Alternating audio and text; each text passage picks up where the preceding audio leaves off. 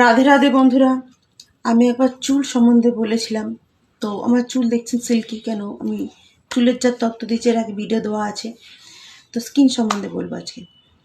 তো সকাল ফার্স্ট হচ্ছে আর্লি টু মর্নিংয়ে ব্রাশ করার সময় একটু উষ্ণ গরম জল মুখে দিতে হবে, ছাপটা চোখটা বন্ধ করে অবশ্যই। তারপর আবার ঠান্ডা জল, তারপর টোনার, তারপর কোনো একটা সিরাম, তো কোনো একটা ময়শ্চারাইজার। এটা রেগুলার ইউজ করতে হবে। এটা কোনো পার্লার করতে পারবে না।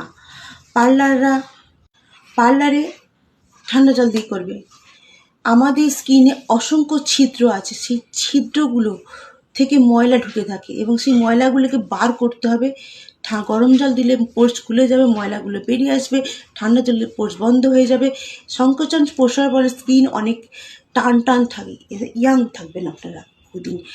আরও একটা হচ্ছে তারপর টোনার, কোনো সিরাম, একটা ডে ক্রিম।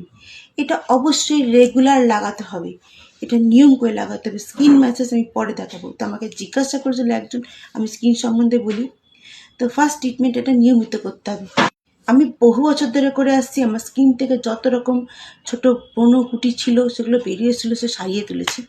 তো আপনারা করুন, নিয়মিত দেখুন, প্রচুর উপকার পাবেন। সকলকে রাধে রাধে।